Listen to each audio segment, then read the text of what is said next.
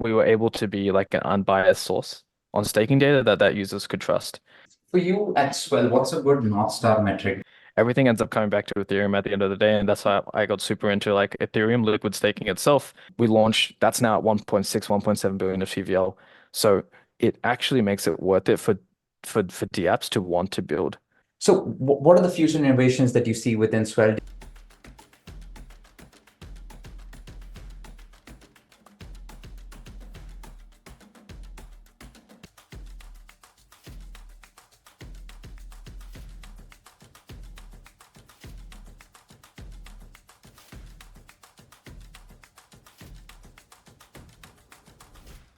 Hey everyone, welcome to another interview with PYOR. Today we're joined by Abishek Kannan, who's the Chief Strategy Officer at Swell Labs. Now, Swell is a very interesting company in the restaking space on the Ethereum blockchain specifically because of its three products. And while I was researching, I didn't know that there were so many products within Swell itself. Swell has Swell liquid staking, Swell liquid restaking. We'll know the differences and the uniqueness of each in some time, and a new product that's quite exciting. Swell's liquid staking platform is the sixth largest liquid staking platform by ETH deposits currently, as we're recording this in late June 2024. In this conversation with Abhishek, we learn more about restaking as a concept and how Swell is using that concept of shared security or pooled security to build its own L2 with other protocols launching on top of it and DeFi strategies that one can use with its tokens. Yes, tokens. With that, let's get started. Abhishek, how are you doing? I'm doing really well. Really great to be here and really excited to talk about what we have already built as well and what's coming up in the future.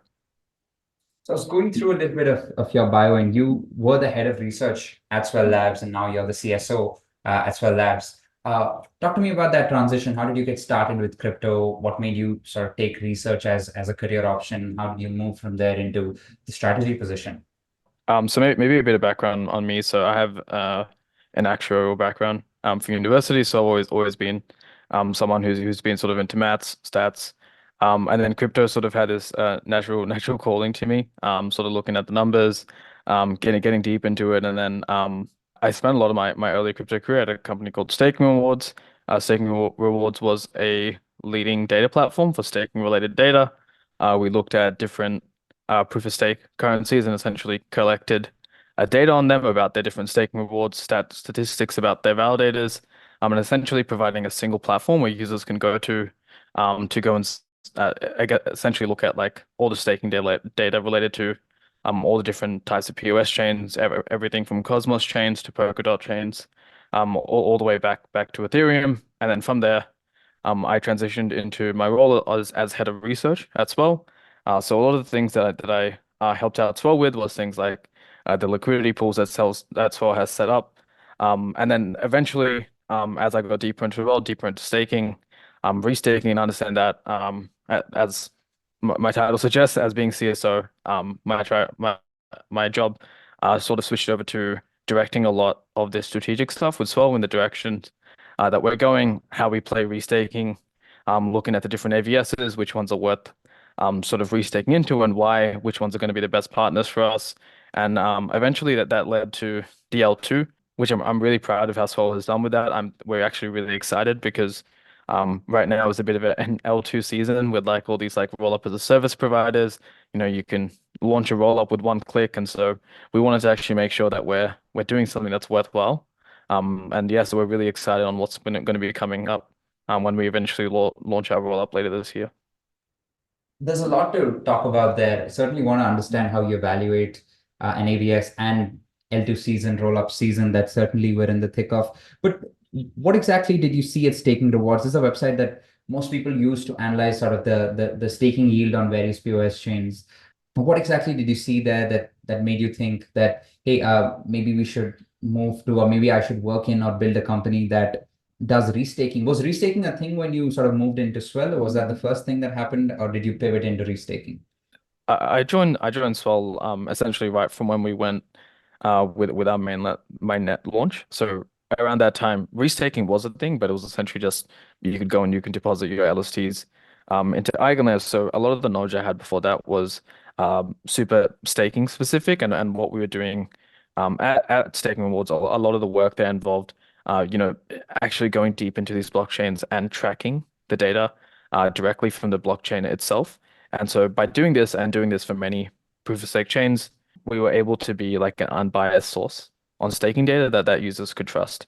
And so that sort of led into what exactly like what I realized at Staking Rewards is that okay, there's all these proof of stake chains, but everything ends up coming back to Ethereum at the end of the day, and that's why I got super into like Ethereum liquid staking itself.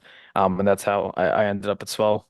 And I guess if you can't tell from the accent, I'm based in Sydney, and it was super awesome to see Swell be mainly Australia-based team and sort of have something that's a bit local to where I'm based myself. Is Australia's crypto scene picking up? I mean, Australia has some like pretty interesting. I mean, we have like the synthetics crew. We also have like Lyra. And we have Rocket Pool as well. So I would say like while Australia tends to go like under the radar a bit, we have had some heavy hitters over the years come out and hopefully Swell can continue to be one of those. Is stake.com also, I mean, they have nothing to do with staking, but I think they allow crypto betting. Are they also based in Australia? I think so. To be honest, I'm not super into the crypto betting space. It's I don't know. I have like a I guess an actuarial background and we look at stats a lot. So anything related to sort of gambling, I'm just like yeah, I'm that's sure a you'll be really good at easy that way to though. lose money. All right, so back to staking and less about stake.com. For the uninitiated user, they look at your product and they see at least three products there, liquid staking, liquid restaking, and now the L2. How do you differentiate between staking and restaking for someone who doesn't know much? Like, I mean, staking at its core, I think it has been around in the industry for quite some time, and it became a staple. With players like Lido and Rocket Pool essentially becoming akin to ETH itself, but just having a little bit of yield on top. But staking at its core for Ethereum is securing the network, and I think while restaking and L2s are cool, ultimately everyone at Sol has a deep love for staking at its core. And that's why that was one of the original reasons we decided to actually launch Swell is because, you know, decentralizing the validator set is always going to be the Ethereum aligned way to go about things. And I think Lido's done an amazing job in terms of opening up the space, setting the status quo, like sort of, and setting a standard for like where LST players actually need to be performing. Ultimately, there does need to be more players in the space. Rocket Pool did a great job at this with their decentralized validator set, and Swell, why we started was essentially, we wanted to do our part as well in like upping the quality in the space, looking to have the best user experience when it comes to staking. And but eventually, how we got into restaking was we were looking at EigenLayer and we had Suite, which was our LST, and that got a ton of adoption when it came when EigenLayer essentially opened up the caps. They had this whole competition, and then as well, we drove a lot of our users to go and essentially vote to get Suite included, and we saw a ton of growth of that. And then as we sort of looked into EigenLayer, looked into the vision, we realized we're like, oh, this is super important as well because now we're taking the same fundamental security and these validators that for so long have kept Ethereum safe and extending that over to these new AVSs, which sort of takes everything that is possible on Ethereum and helps it scale even further.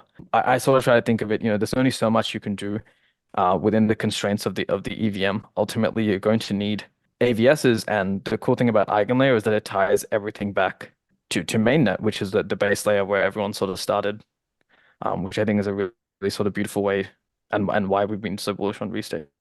Now, when did you add the liquid part of it within it? So In turn, in terms of using we'll get into the tokenomics of how you have sort of two tokens within it, but when did sort of restaking become the need to make it sort of liquid where you get a token and you can use it for DeFi activities? that's what I was saying. So like when EigenLayer opened up the caps and we had Suite included, people could go and restake their Suite, which was great. But we saw the market. I think the market always goes towards something liquid at the end of the day.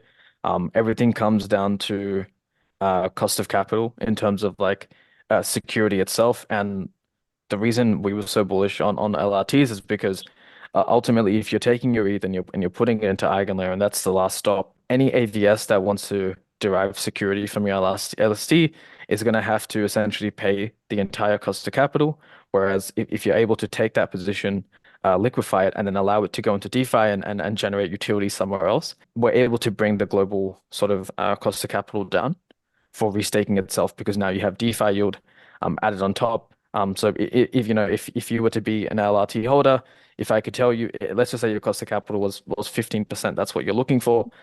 If you get 10 of that from DeFi, then you only need 5% from the security, which ultimately makes all these AVSs much more scalable, which is great for the ecosystem in general. And was this the plan from the start where you decided that this is the kind of track that we want to create? We want to create a liquid staking, liquid restaking ecosystem, and then eventually roll it up into a way and into an L2 where other protocols could deploy. So I would say like liquid staking was always part of the plan. Liquid restaking was something that I would say Swell adapted to. We saw it, we saw the success and the amount of TVL that it was driving towards Suite.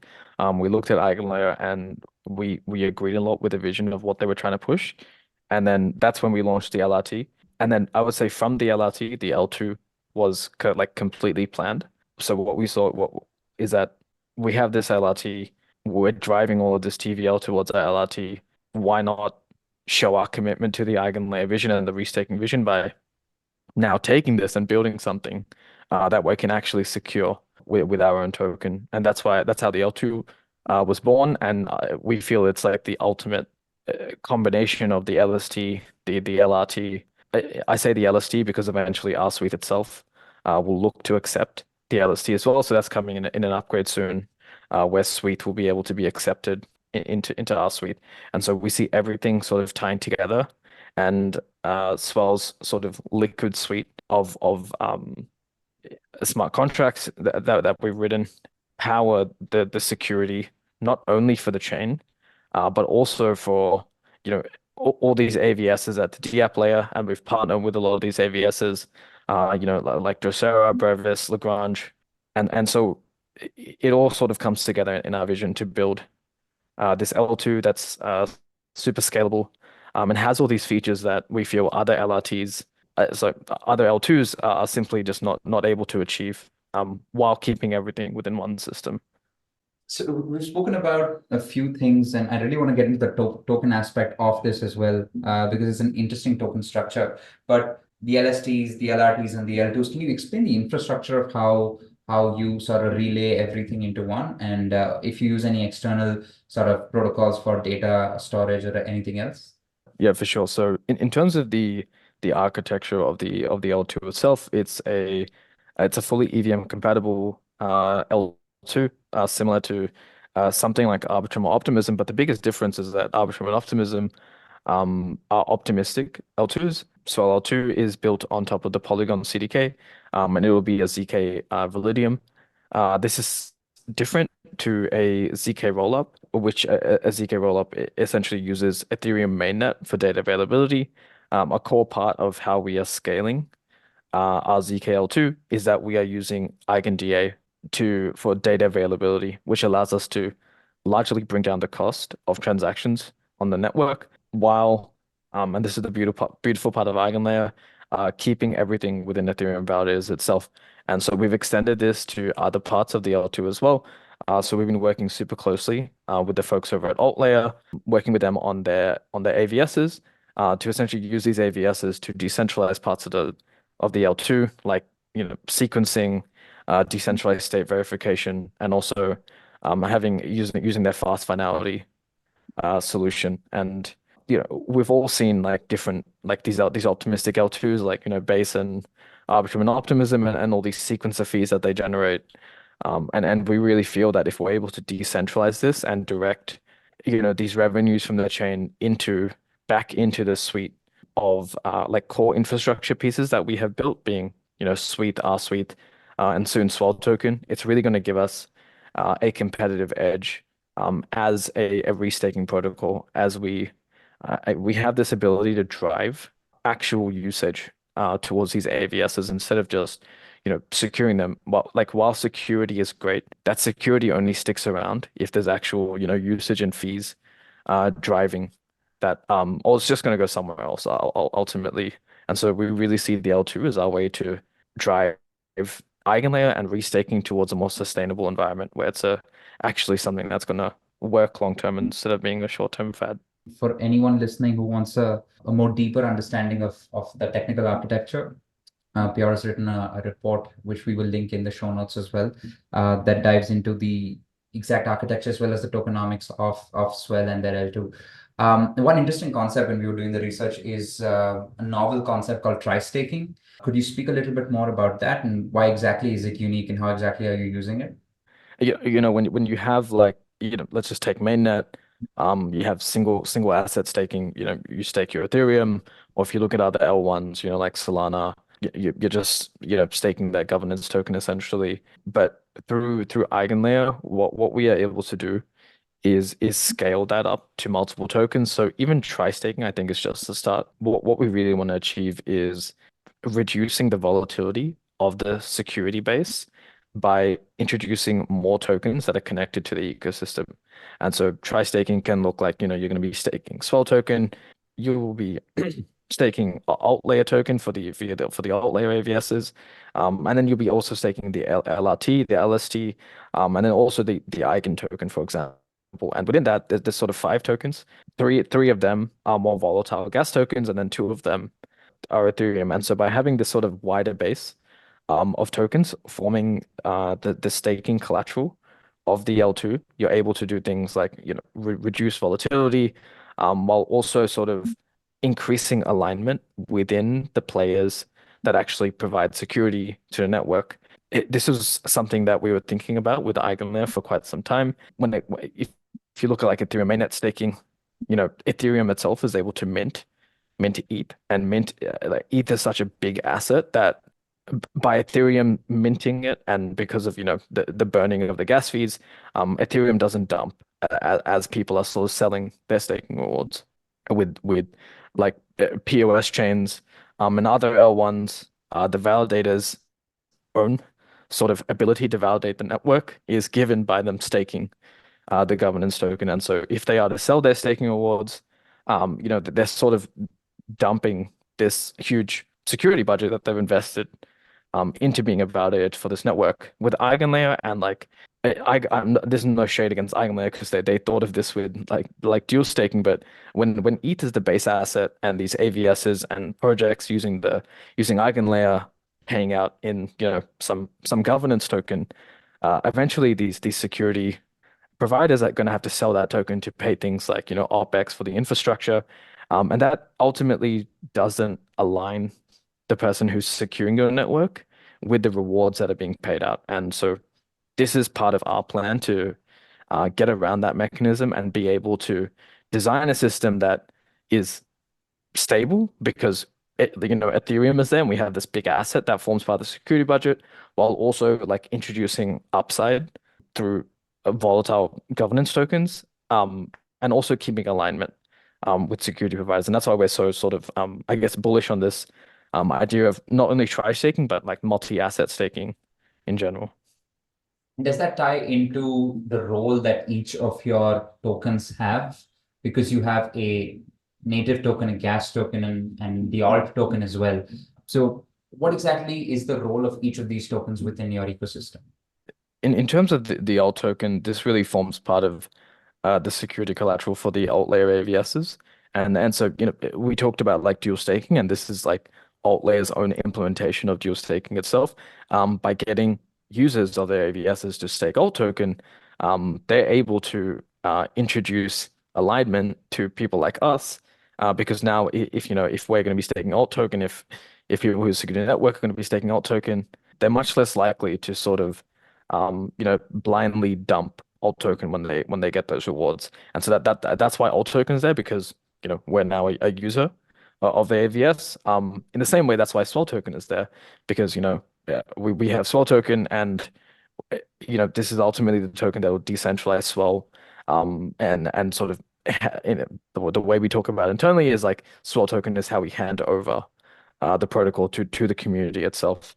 And so by introducing Swell token, we're able to increase alignment with people who provide us security, and also um, for people who have participated in the Swell network since the beginning, they obviously have a better chance to be able to accumulate Swell token. And so it gives those people who have already had long-term alignment a way to enter the security cycle of our network itself. You don't need to, let's say, have this huge amount of ETH that you need to get from somewhere. If you have over time, let's say, participated in our airdrop or just been, a long time participant of the Swell network, after we start, having emissions, it gives you the way to take those tokens and use them in an aligned way for the network. And that's for why the LRT and LST there. That's sort of the key part of Eigenlayer itself. And having Ethereum there allows us to tie all of this back, not exactly to Ethereum, but more importantly, the exact set of validators who maintain and secure Ethereum itself. In order to looking at this from say top level down, right? Your all token is a security collateral that is given to the AVS. They stake that as well. Swell token would be a native token that one can use on your L2. RSW ETH will be the liquid restake derivative, which is a derivative of ETH staked, restaked, that is also used within the ecosystem. Is that correct? Yeah, exactly. And so like in addition to Swell being able to be used on the L2, because we're in a position where we're going to be launching our own AVS set that secures the L2. Even though AltLayer has built the AVS, it's ultimately a Swell Mark AVS, for example, that we'll be launching. We're able to determine what people who want to secure that mark AVS have to bring to the table. And so that way we can declare things like you have to have X amount of Swell, X amount of alt token, and X amount of ETH. And by controlling that composition, we are able to really find the people who we determine are best aligned to secure our network. And there's some future stuff coming for the Swell token that we're thinking about as well, because we're able to have our own AVSs. When now people can restake Swell, does this mean we can then turn Swell into a sort of LRT of its own? Because now Swell can be restaked into our AVSs, and then we return a liquid wrapper. That's something that we're maybe a bit alpha. We're thinking about this internally, but we really feel that this may be the long-term vision for Swell. And as I talked about before, by making it liquid, we're able to bring down the cost of capital, and so sort of like further reduce the fees that users will have to pay on our L2 as they're able to sort of both be a user of the L2 and secure it at the same time. Thinking about this is very value accretive to ETH itself because you're building on top of ETH, you're using Swell, you're restaking ETH and launching a derivative RSW ETH to secure your L2, which can also be staked. And then you can probably create liquid or restaking tokens within that, all based on ETH. So an ETH holder is indirectly getting some sort of value from this ecosystem as well, as they would with any L2 built on Ethereum. Have you thought about it from a very foundational point of view, as we think ETH is the best settlement layer and we want to build layers on top of that? Yeah. So ultimately, the entire SWAT team we're ETH maxis from the bottom up, and so this is why like we find Eigenlayer so beautiful because sure you could, let's say, use Ethereum and then restake it into some platform, and then you could have some type of slashing where some like a discretionary set of validators are able to sort of validate it. But we find the really key component of our eigenlayer is that it is the Ethereum validators themselves that are able to validate this through native restaking. And that's like the beautiful part where is everything from EigenDA to AltLayer to Drosera, Brevis, Lagrange, all these AVSs that we're building, everything comes back to the Ethereum validator set, which we feel is going to help push Ethereum to being more than what it is today, which is, part DeFi, but really bring it to being the ultimate settlement layer, not only for transactions that occur on Ethereum mainnet itself, but for every decision, not only across mainnet, but across every L2, and for all these sort of middleware layers that sit between Ethereum mainnet and the L2s. Someone listening to this would sort of understand the sort of liquid staking, but why the need to build an L2? And of course, you can build your own AVS set once you secure it with a security token in this case. But why the need to build an L2? Are you seeing any current problems within the L2 space that you think Swell L2 can solve? I think the liquid restaking component is actually critical to the why on why we actually have built this L2. Apart from that, we looked at the L2 space. Obviously, optimistic rollups are dominating the space right now, and so we looked at that problem and we tried to look at it and we said why. Obviously, Arbitrum, Optimism are doing great things. That they have great DApps, but there's like a huge like finality issue when it comes to optimistic rollups. When you need to go and withdraw from an optimistic chain, on Arbitrum and Optimism, you have like the 7 day fraud-proof period, which stops you from withdrawing from the chain, and that goes all the way up to 14 days on an optimistic rollup like Blast. But this is not an issue for ZK rollups, and we really feel as a team that ZK rollups are the future of Ethereum rollups. And so by building on top of the Polygon CDK stack and building a ZK rollup, one of the issues that we saw with other ZK rollups, as I said before, was with a traditional ZK rollup that pushes the DA component to mainnet, they have much higher fees than optimistic rollups. Even in a pre-blob era for optimistic rollup fees were like one magnitude less than fees on like Polygon zkVM. And so obviously as a user, you're going to go to the chain that has the cheapest transaction fees. You may not care about these finality issues that occur because there's third-party bridges that are able to essentially circumnavigate this for you front the transaction withdrawal time and charge you a fee. And so a lot of extraction natively happens within optimistic chains because of this security feature that they have. And that's not necessarily a flaw of the chains, but it's just a feature of the design choice itself that optimistic chains make. And so we can get rid of this extraction by going down the CK path. But now with solutions like EigenDA, we can also fix the fee component as well. And so this is our way of like fixing this finality component and fixing this fee component. And that's just 2 points that are addressing two problems, but you can take this and you can extend it to almost every aspect of other L2s. Like let's just say Arbitrum and Optimism want to do decentralized sequencing. Ultimately, they're going to have to go and use something, like Espresso. And then now they have to pay for Espresso to validate their network. They have to pay Espresso to sequence it. But for us, because we have the LRT, we're able to build this complete feedback loop within the LRT and the L2. So people bridge the LRT to the L2. They use the L2. They pay transaction fees. But ultimately, these transaction fees go to the sequencer, where the sequencer is powered by the LRT itself. And so, in a way, by using the chain, these fees flow back to the security providers for the chain, which is the LRT. And so, you can imagine the LRTs. This is a bad analogy, but it's one I've used internally. Is like the LRT are sort of like the landlords of the chain. They're the ones that are building and securing the block space and the renters on the chain, which are essentially both the landlords, but also just the general users of the chain. When they come and they use the chain, they all this rent that gets paid ultimately flows back to the LRT.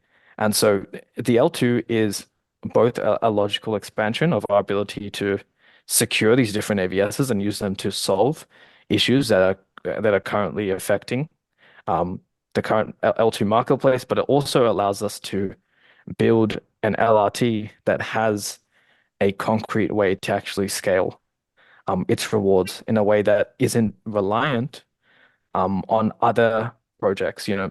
Like again, this isn't shade against like the other LRT projects, but like let's just say EtherFi, Renzo, um, they have great products and they've done amazing, but ultimately, they provide security to EigenLayer, and in some ways they are reliant on someone using the AVS that they choose to secure. if no one is using the AVS and paying these fees, or these AVS tokens are worth nothing, then what's the point of restaking? And so that's what we're trying to solve. We're trying to build this into one system. You know, but another analogy that we use is, if you look at like Tesla and the way that they've built their company, they have the charging stations, they have the factories, and everything is vertically integrated. And we see Swell liquid staking, liquid restaking, and the L2 as one vertically integrated pipeline where everything feeds back into another. And that's like the big reason why we have done this.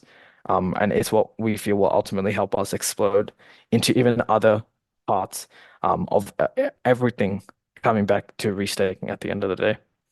For you at Swell, what's a good North Star metric? Do you look at, because you want to be vertically integrated, as you say, right? Is it more AVS is secure, or is it more protocols deployed on Swell L2, assuming that Swell L2 is like the main product within the entire system?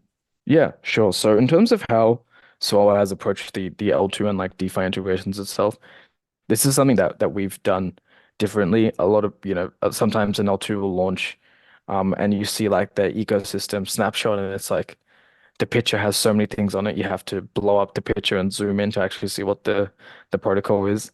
We took a very different approach, and we said, okay, here are the problems that every DeFi L2 has, like, lending, swapping, uh, derivatives, perps.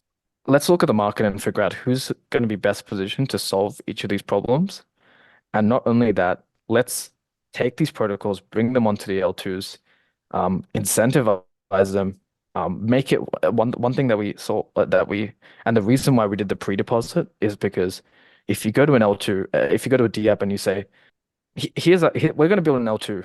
We have no TVL commitments just yet, but we really want you to come and be on us. Every DeFi app's going to be like, no way. Talk to us in 3 months when you have some TVL. And so that's why we did the pre-deposit. We launched, that's now at 1.6, 1.7 billion of TVL.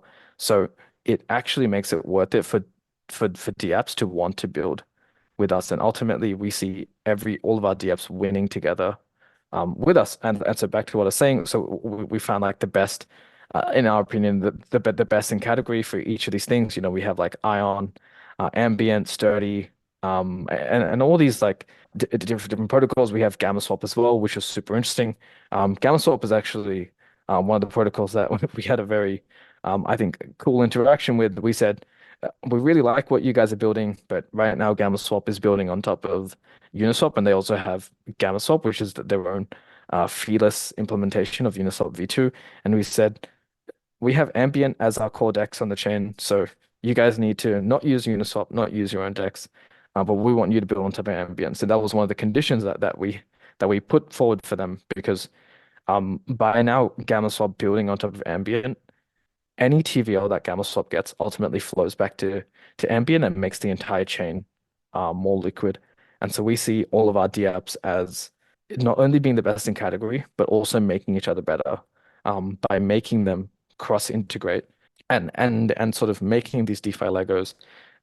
You put your money into one app, and then you take that and you put into another app, and then now the entire DeFi ecosystem is all connected with each other, and everything sort of the sum of the individual parts is greater than. No, that's not right. There's some saying about that. I can't think of it off the top of my head. Something about the sum of the parts being Greater than the the sum of sum? the whole, the greater than the sum of the whole, or Uh, whatever that quote is. Uh, but yeah, that's how we've thought about like D app integrations is like sort of making everything sort of mesh together. And instead of having 100 D apps on day one, having 10 D apps where we can go to users and be like, here's exactly where you need to go to do all of these core DeFi actions that you actually want to do when you get to a chain. that's super interesting, man. And I definitely see the vision in building. Finally, I want to understand what is the what is the future for Swell? Now you already have this L2. You have about $2 billion in TVL, just short of that. And you took quite about how many days did you take to reach that? Certainly less than a month, right? And that was almost comparable to the bigger L2s, Arbitrum, Optimism, etc. So what are the future innovations that you see within Swell? Do you envision it to be like a specific use case L2, or you want any app or dApp to sort of deploy on top of it. You say you have certain conditions within it, but what do you see within it for Swell L2 or for the other protocols or the other products that you're launching thereafter? Yeah, yeah, for sure. So the reason why we have these restrictions on our DApps is like because we essentially want to be in like in the trenches building with them. Each of these DApps that we brought onto the chain, it's not only how do we get you guys as big as we can on the L2, it's also how do we make you as big as a protocol as possible because Swell's just about to go cross chain. We're going to be on all these chains. We're not only present on our L2, and so the value that we're able to provide our DApps goes beyond the L2 itself. And I would say in bringing that back to the L2, the grand vision that we see for Swell, and the other reason why we picked the Polygon CDK, is because we're super bullish on what Polygon's building with the ag layer, and we see Swell as being the sort of the central piece of the wheel to bring restaking and staking yield to the entire Polygon CDK. And sort of being the central point where users can go to our chain, they can stake, they can restake, and then they can take these tokens that continue to secure the L2 and even go to other L2s. If you take LRT and you go to Arbitrum, that's completely fine. You be on Arbitrum, you do your DeFi things there, but ultimately the underlying ETH that's now on Arbitrum is always coming back to our L2 and using it to secure the AVSs. And so we sort of see, the L2 is one column, but it's actually like more meta than that and scales much beyond the L2 itself. In the L2 being rather just a key driver of expanding um, our capacity to secure things. Super, man. Super interesting. I certainly learned a lot about Swell, the product suite that you had, the kind of novel innovations with tri-staking, why you wanted to build an L2 in the first place, and why it is a fairly good idea. This has been a great conversation. I'm going to add a few links to, of course, your product as well as your socials at the end of this podcast in the show notes. If anyone wants to check out Swell, you can go to app.swellnetwork.io to liquid stake and restake with Swell. Follow them on all socials. And Abhishek, I'm sure you're on Twitter. Do you want to drop that in as well? Yeah, for sure. I can shoot over my Twitter. Happy to pop that We somewhere. can add that as well. And if maybe you're not a listener, maybe you like to read about stuff, we've written a complete report on Swell. You can go to paragraph.xyz/at PYOR. That's the first report that you will see. It has an architectural breakdown, tokenomics, as well as performance. A quick sneak peek is a certain someone deposited a ton of money on Swell. He is the founder of a blockchain network as well as a couple of exchanges, right? We're not going to mention who you, in order to know that you've got to check out the report. But this has been a very, very interesting conversation. I'm sure our listeners learned a lot as well. Thank you so much, Abhishek. And I look forward to reading the report and going through this as well. Thanks a lot.